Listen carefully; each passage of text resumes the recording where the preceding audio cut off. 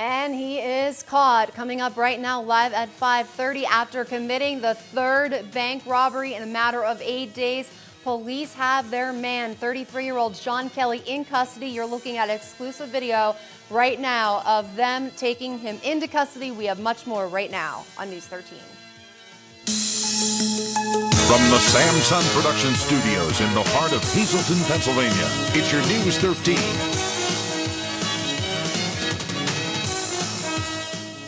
All right, hey again, everyone. Thanks so much for staying with us tonight. I'm Kristen Bazinski. All right, now I want you to deal with me a little bit. I'm getting all this information in as I speak. As I told you live at 5, 33-year-old Sean Kelly was the suspect in 2 bank holdups in the area. There he is. He is now in custody after committing a 3rd bank robbery, this time in the borough of West Hazleton. Kelly was the suspect in the PNC bank robbery on Route 93 in Hazel Township. That happened last Monday. Then Friday, the Choice Federal Credit Union in Hazleton City was held up by a person matching Kelly's description. Then this afternoon, another holdup at Citizens Bank in West Hazleton on McKenna's Corners. And they knew exactly who they were looking for. At that point, Sean Kelly was the suspect. He was found on foot in the area, we're told, of Alter Street near 21st and Locust Streets. Taken into custody. You're looking at exclusive video. It's important to point out that Kelly is a former MnSec resident, released into the city, living in the city on Chestnut Street. Now, minutes after the bank robbery in West Hazleton, we did speak with Chief Brian Buglio from the West Hazleton Police Department about today's robbery, what they were expecting from Kelly, tonight if they did not locate him, which they have, and also the fact about him being a former MnSec resident. Nobody was injured. However, the MO was the same as all the other robberies, pushing him in an envelope across the counter, asking for the money, saying he had a gun. He didn't show a gun. However, he did say he had a gun. Did he mask his face again?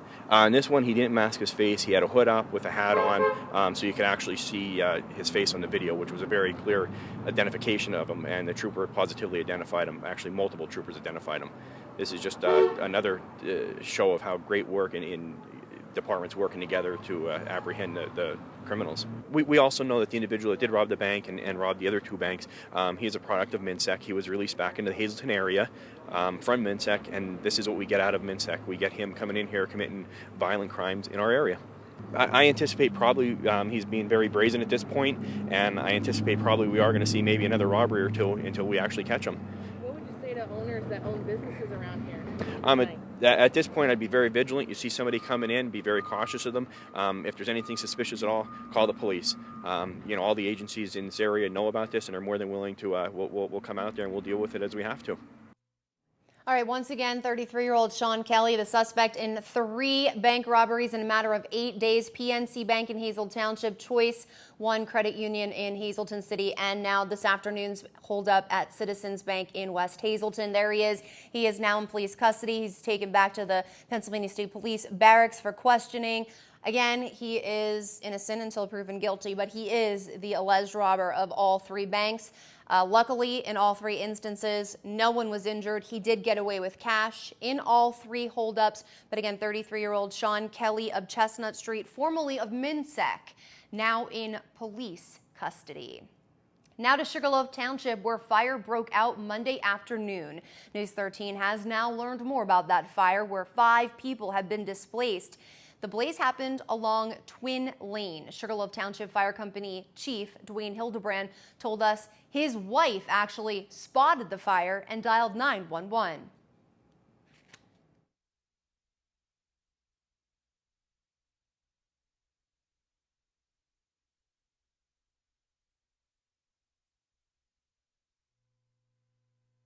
One of our firefighters, actually my wife, was driving past and somebody flagged her down and said that there was a lot of smoke coming out of the house. So she stopped and obviously notified 911. And it had been burning there for a while. It stayed within the house, but there's some pretty heavy structural damage. Now we're told the fire is believed to have started in the kitchen on the first floor and spread to the second floor quickly. A total of 6 fire companies battled the blaze, which took about 20 minutes to put out. Although the American Red Cross was on the scene to offer some aid to the family, they will need to stay someplace else. All right, can I see some identification, please? That was the popular question voters were asked as they headed to the polls today for the primary election. Although it was a dry run, were voters prepared? News 13 headed to the polls here in Greater Hazleton to find out if voters had their identification on hand. Although it was generally a slow day at the polls, workers tell us almost everyone came prepared. Today's primary election was used as a practice run to prepare for the general election in November. By asking voters to show their ID, it gave them time to adjust to the new identification rule and prepare to select a president in November. So how were they feeling about the new law that will soon take effect? I think anything that keeps anyone from voting is really a bad thing. So I'm not really for the new voter ID. Well, I imagine that it's to prevent voter fraud, and voter fraud is a big problem in the United States, and it's corrupting our elections to a large extent. And I think it's important that they're doing this. I think it's a really good move. I think it's going to hinder a lot of our senior citizens, a lot of them that don't have driver's licenses, they don't have the proper ID. That I think will be your problem there. In order to vote, to put people in office to get the government that you want, you should have people show identification so they can vote. I think it's a good idea. You should, to prove you're registered, you should have to have proof that you're a resident. There's too many shady things going on. Personally, if you know the person for like 30 years or even 20, you really shouldn't have to ask for ID, but it's not me to say. That's what they want now, so I just do it. You have to show identification for everything else. So yes, should be mandatory.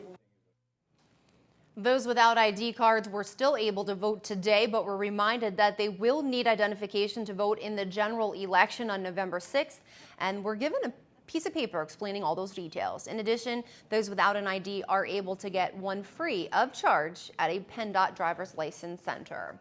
All in all, it was a slow day at the polls, and the disappointing turnout, unfortunately, was expected. Despite the fact little showed up to vote, big decisions were up for debate, starting with the Hazleton Area School District, where it was up to voters to decide whether to standardize tax revenue for the public library. News 13 caught up with one man who says that issue is exactly what brought him to vote, and also with Representative Tara Toohill, who tells us she was making her rounds around the 116th district and shared her opinion on why voter turnout was slow. Well, I think it's just because people don't feel that there's anything, there's not a big presidential contest going on in the primary.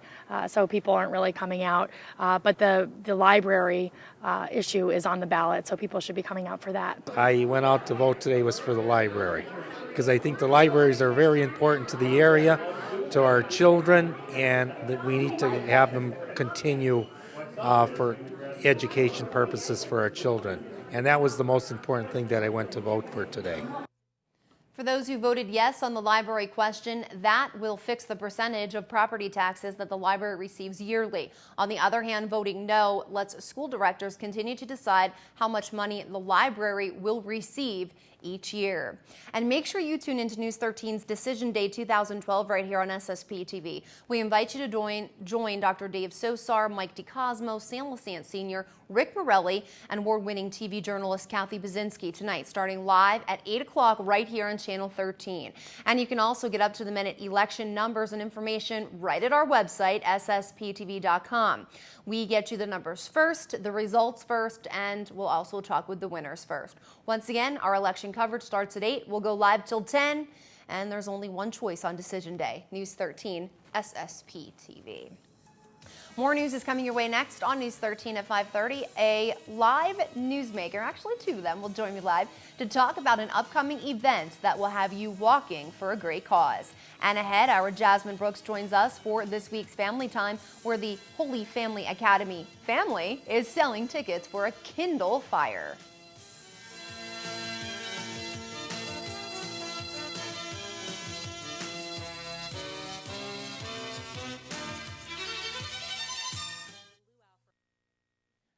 All right, everyone, a big event is coming up soon, and it's actually a very worthwhile event, and we're hoping you all at home will get involved in it. It is the 2nd annual ALS Walk. I have two wonderful ladies joining me now to talk a little bit more about it, Jennifer and Rosa. And this walk is happening in Bloomsburg for the 2nd year. So let me start with you, Rosa. Tell me about the walk and how it started, why it started.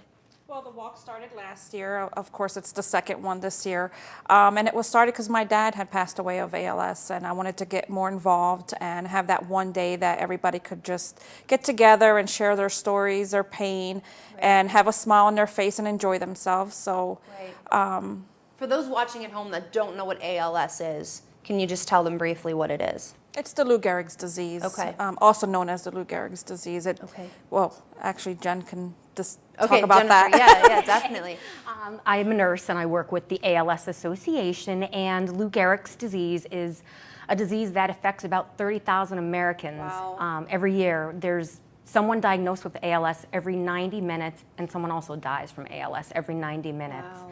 It can lead to total body paralysis, so they can no longer walk, talk, eat, sometimes breathe. Wow. And at this point in time, there's still no known cause, but no known cure. Sure. So that's why we need to do this walk. It's one of the reasons Rosa started it, is so we can bring awareness out, and people will hopefully come on out, support us. All the funds go to help people dealing with ALS in Eastern Pennsylvania. Okay, and I know we were just looking at some video of last year's walk. Let's talk about just the details of it and how people might be able to get involved. Rosa, you want to handle that? Well, if they want to get involved, they can just actually contact me. My email is pretty easy to remember. It's fightingals@hotmail.com. Okay.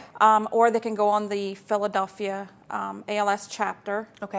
And all they have to do is just click on whichever walk they want to go to, which I hope they come to the Bloomsburg one. Absolutely, absolutely. And click on there, and they can, register or get involved that way. All right, very good. Jennifer, when, where, all that good stuff. Well, it is May 19th, right around the corner, 9 a.m. at the Bloomsburg Town Park. Okay. And we have free food, free admission, free music, awesome raffle items. 2 Pocono Raceway tickets have been donated, an autographed football from NFL. Henry Hayansky. Okay. Yeah, we have an autographed football to raffle off. So last and year many other things. Yeah, and last year we had 375 people come out. Awesome. From all over the Northeast, so we're hoping for bigger and better this year. All right, Jennifer, Rosa, thanks so much. We're going to keep telling you more about this walk on News 13. Again, it's May 19th, and it's fightingals at hotmail.com. I'll remind you of that another time on News 13. But for now, make sure you go on there, shoot her an email, or log on to the Philadelphia ALS website, and make sure you get involved in the Bloomsburg Walk. Ladies, thank you so much. It's a crazy news day here at News 13, so I apologize, but we will continue to let our viewers know about this great event. Thank you very much for having us. Thank you, Jennifer. so much. Thanks, Rosa. Nice to meet you. And here's hoping to good weather for that very important day. And hey, it couldn't hurt to wish for some nicer weather headed our way this week as well. Let's take a look at your 4-day outlook. From Mitchell Milbrand, 7th grade student at MMI, bringing you tonight's creative condition. We will see some snow flurries possible. 53 will be our high on Wednesday. Thursday, 60, and then Friday, Saturday, the sun returns, 51 on your Friday and 53 for your Saturday. So it's looking like a nice end of the week and a nice beginning of the weekend for us here in Greater Hazleton. Lazy Dog Salon bringing you the forecast tonight, live at 5:30 North Broad Street, West Hazleton. Make an appointment, call 459-0310. Also, Yevex Detail Plus Auto Center, 11th Street and North Church Streets between Laurel and Church Street. Call 450-0959 to make an appointment today. Coming up on News 13, do you know all the benefits of Catholic education? The long list is something you may want for your own child. We'll tell you more about that coming up, plus more news coming your way. But first, Freddie B in next.